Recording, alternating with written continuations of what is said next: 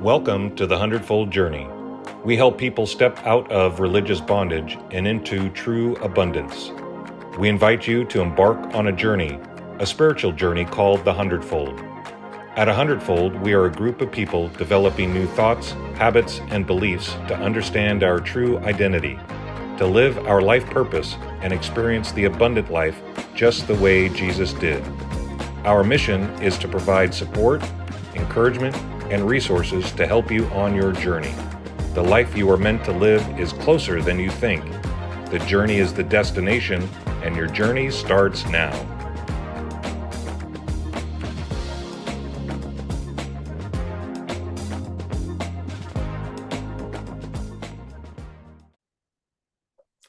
Hello, Doug here from the Hundredfold Journey. Thanks again for joining us on this Grace Awakening Network program. We're embarking on a journey with you so that you can know your true identity, live your life purpose, and experience true abundance. Because a Hundredfold is about a group of people looking to find their true identity, and by doing so, finding God's true identity. So thanks for joining us. We are in a series called The 7 I Am Statements of Jesus, and our key memory verse is found in John 14:20. In that day you will know that I am in my Father, and you are in me, and I am in you. And if you've been with us for a few weeks, we introduced the I am statement and what that means. And basically it's coming from the book of Exodus, where God calls himself I am, when Moses asked the question, who should I tell the Israelites that you are? So that's the name of God. And interestingly enough, here, Jesus is saying that in that day you will know that I am in the Father, you are in me, and I am in you. So that means God is in me right now in this moment. So that's our memory verse for this series. So the 7 I am statements today, we're going to look at the door of the sheep and what that means. So let's take a look at the context. John 10:10, John 1 through 10, most assuredly I say to you, he who does not enter the sheepfold by the door, but climbs up some other way, the same is a thief and a robber. But he who enters by the door is the shepherd of the sheep. To him the doorkeeper opens, and the sheep hear his voice, and he calls his own sheep by name and leads them out. And when he brings out his sheep, he goes before them, and the sheep follow him, for they know his voice. Yet they will by no means follow a stranger, but will flee from him, for they do not know the voice of strangers. Jesus used this illustration, but they did not understand the things which he spoke to them. Then Jesus said to them again, most assuredly I say to you, I am the door of the sheep. All who ever came before me are thieves and robbers, but the sheep did not hear them. I am the door. If anyone enters by me, he will be saved and will go in and out and find pasture. The thief does not come except to steal, to kill, and destroy. I have come that they may have life and that they may have it more abundantly. All right, so there it is. I am the door of the sheep. So these are my comments on this. God wants us at rest. He wants to experience life through us as you. So this is the I am that is within us, right? God is within me. I'm his dwelling place, and he is experiencing this life through me as me. He wants to lead you in the path of love, joy, and peace. And as Jesus said, life more abundantly. This is called heaven on earth.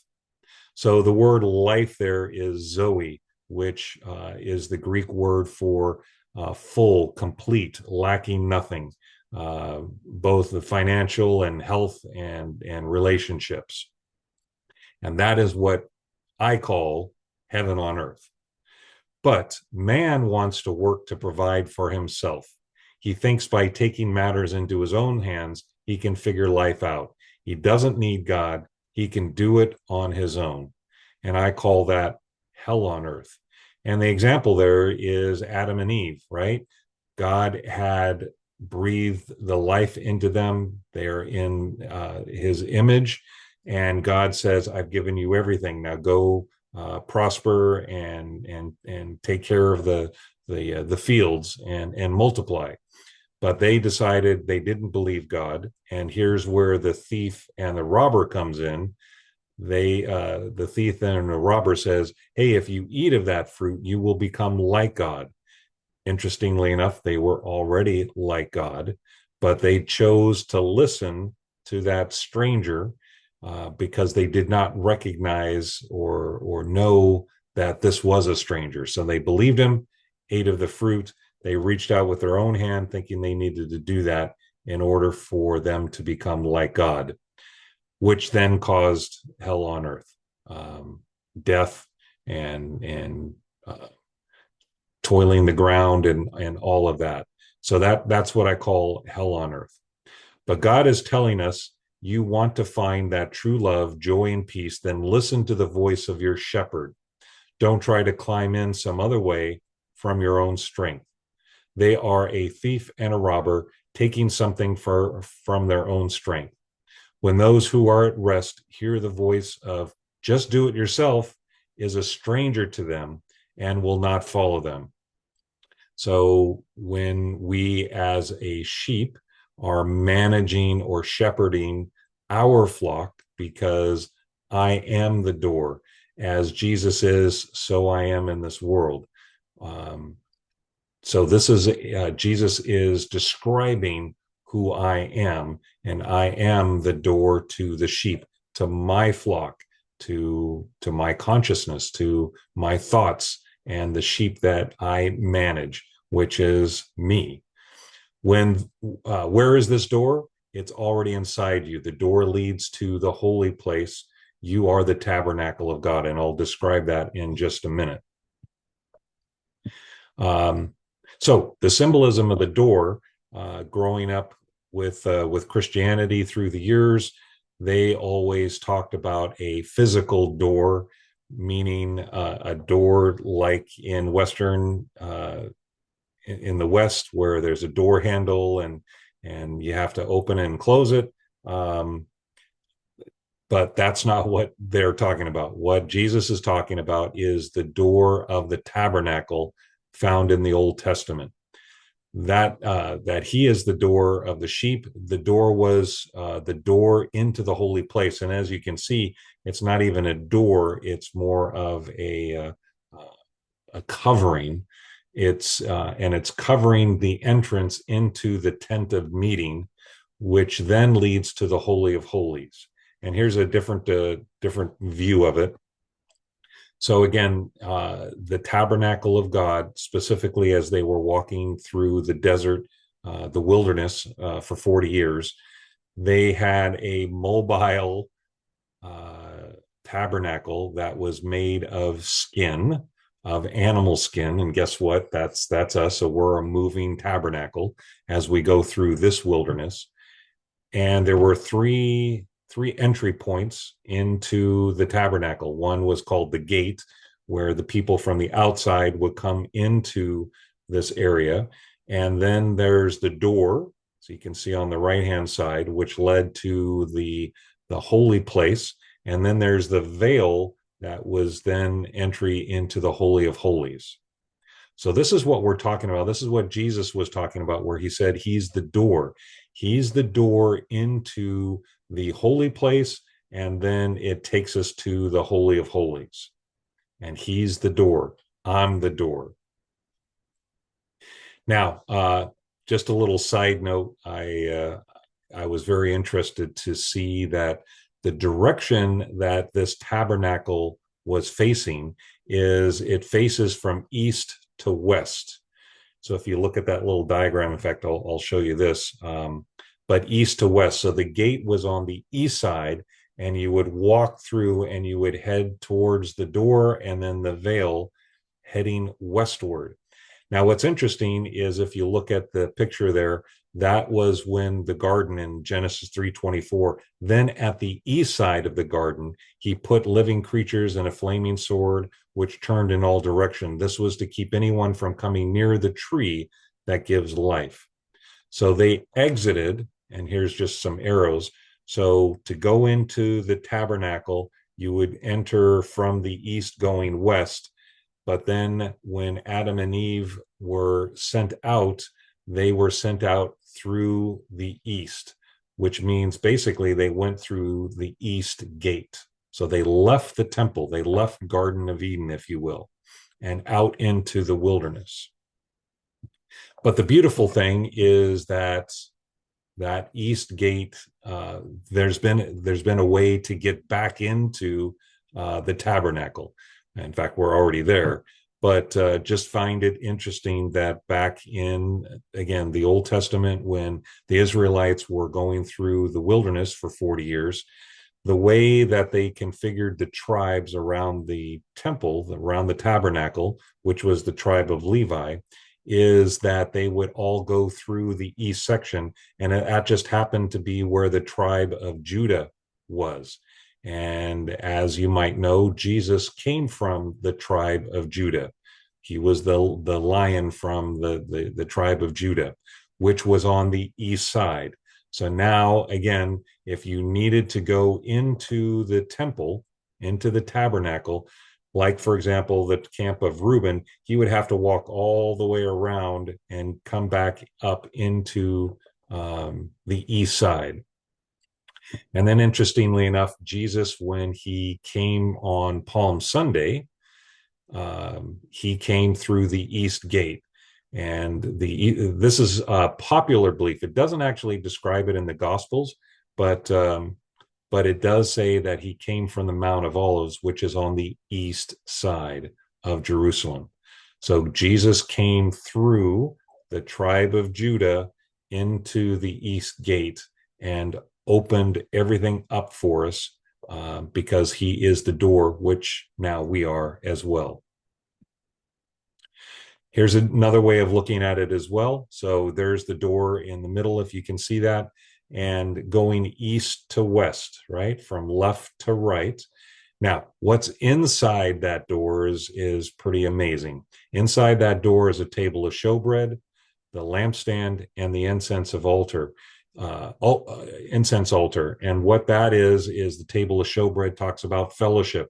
We talked last week about Jesus declaring that he was the bread of life. And then the lampstand was in there. And the week before that, he is the light of the world. And then the incense altar, that talks about prayer and a continual smoke of prayer going up and basically filling this room with the prayers of the saints. And then the veil then leads to the most holy place, the Holy of Holies, and that's where the Ark of the Covenant is. But you'll notice that inside, this is inside, everything to the left, the basin and the courtyard is on the outside, but the inside is where the door is, right?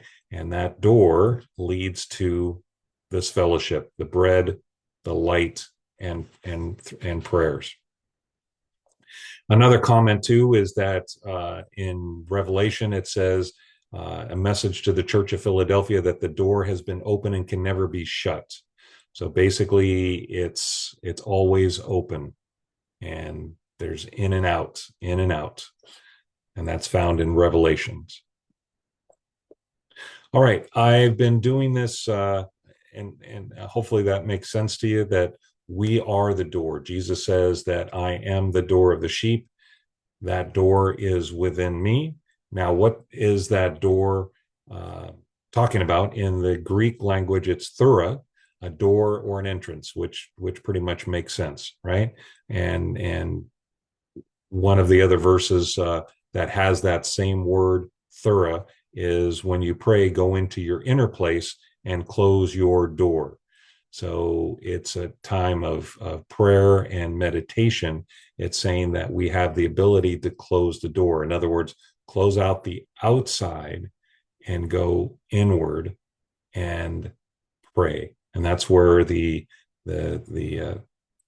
altar of incense, which is the prayer of the saints. So that's where we pray. It comes from the inside. It's not show on the outside, it's on the inside.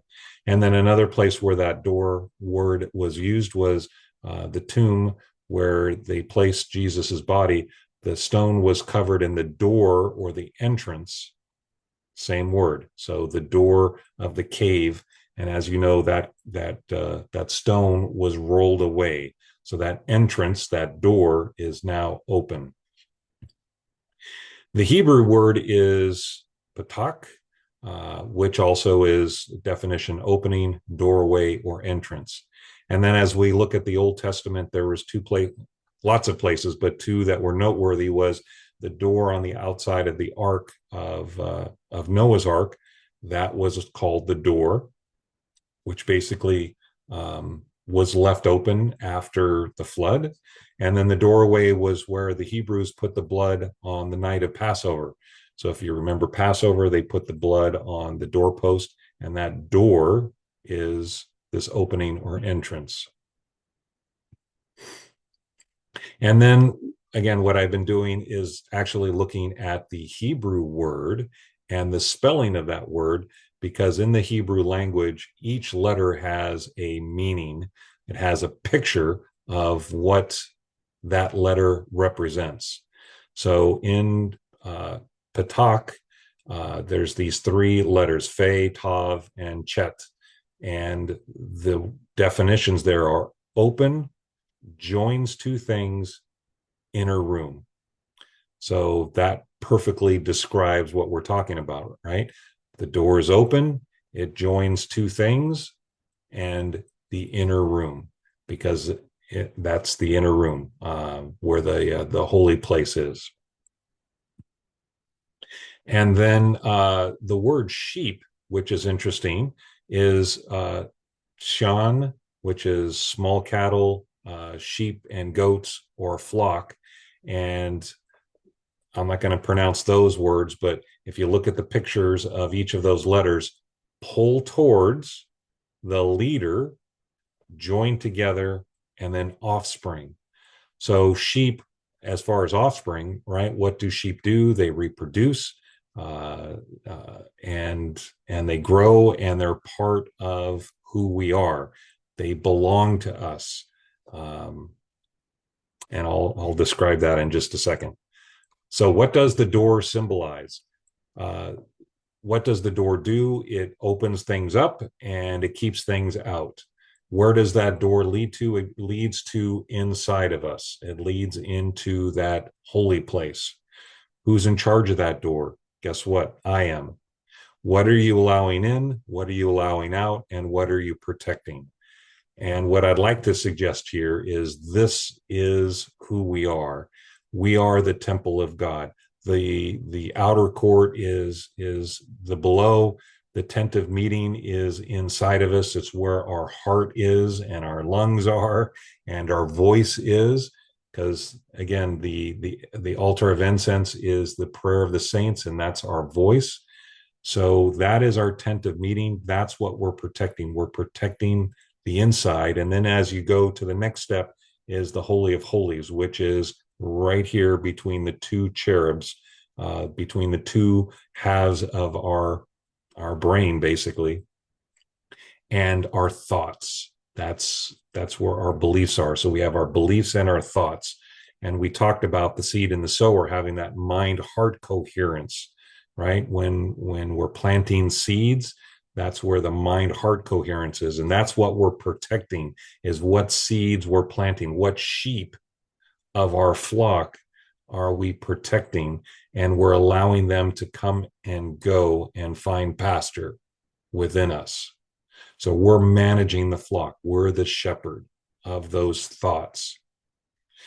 So again, that's where the door is, and that's where we're heading, east to west, right? Where west is where rest. That's interesting. West is where rest is, but that's where peace and abundance comes. Is when we allow the good sheep, not the one that want to steal and destroy, but the good sheep to enter in and flourish. And then what do the sheep symbolize? So what do sheep do? They multiply, right? They multiply, and they are following the guidance of the shepherd through the door. And where are the sheep led to? They're led to within us, right? And these are thoughts that we're allowing to come in. And who's in charge of the sheep? I am. And what kind of sheep are you allowing in? What kind of sheep are you keeping out? And what are you protecting? So you're protecting, again, same thing. You're protecting who you are and your identity, who God says you are. You're protecting that because those are the sheep that you want to shepherd, not the sheep in wolves' clothing or wolves in sheep clothing. Um, you're protecting your holy place and the holy of holies, the thoughts and the beliefs that you have. You're shepherding those, and that's what the sheep do. Now, here's an interesting quote from Neville Goddard, and he's saying that the door is to your consciousness. Only through one door can that which you seek pass into the world of manifestation. I am the door.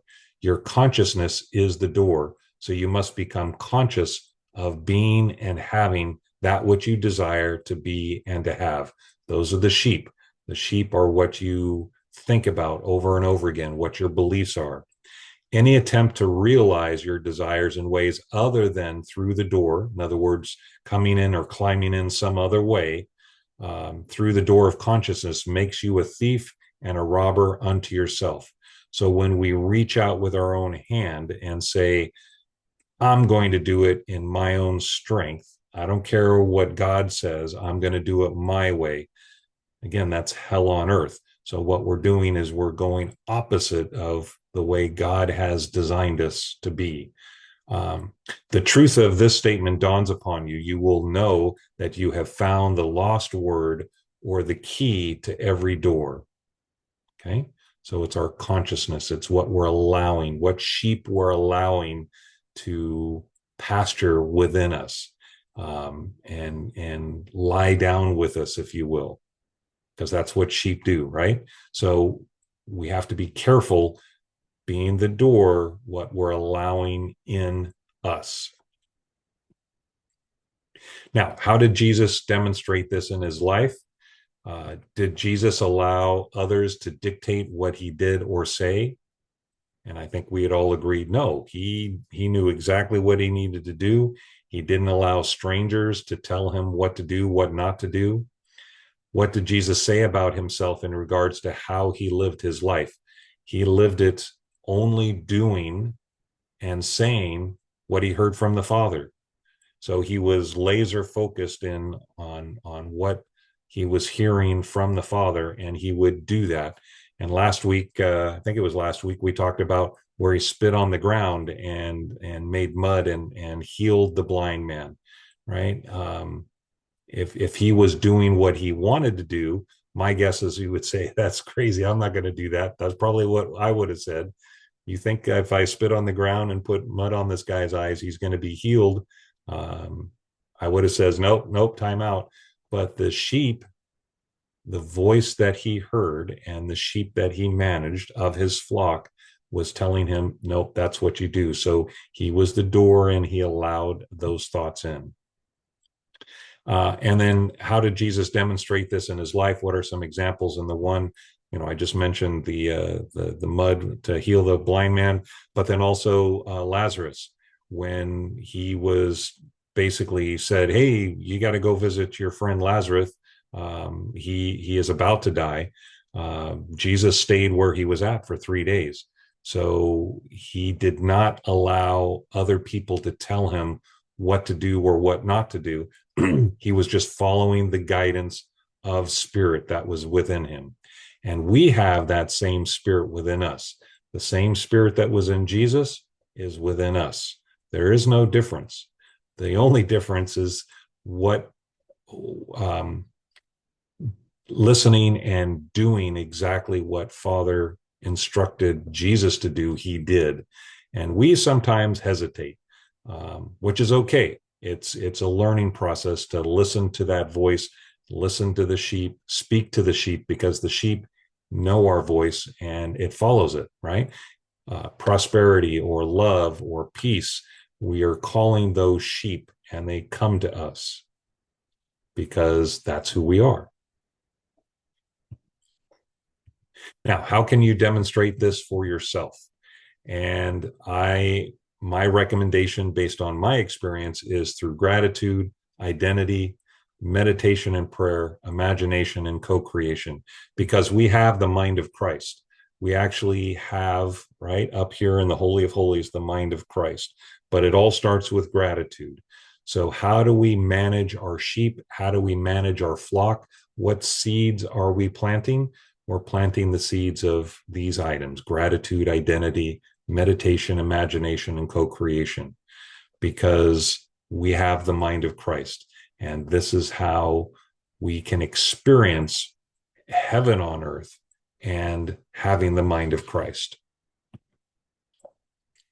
All right. So that covers the I am statement that I am the door of the sheep. And then, interestingly enough, the very next I am statement is I am the good shepherd. So this again is describing who we are. We are the good shepherd of our flock, our consciousness, our thought life, and what we're allowing into our holy place and eventually into the Holy of Holies. So be sure to check in for that teaching. We are on social media, so please reach out on Facebook, Instagram, and TikTok. We also have a pretty extensive YouTube channel, so check us out there. And then, of course, you can always reach out on our website, the100foldjourney.com. There's a QR code that you can jump right to that website. Got tons of material, including 21 days of gratitude and 21 days of identity. Those are free ebooks that you can download. All right, that's it for today. Thanks for joining, and we will see you next time. Bye for now.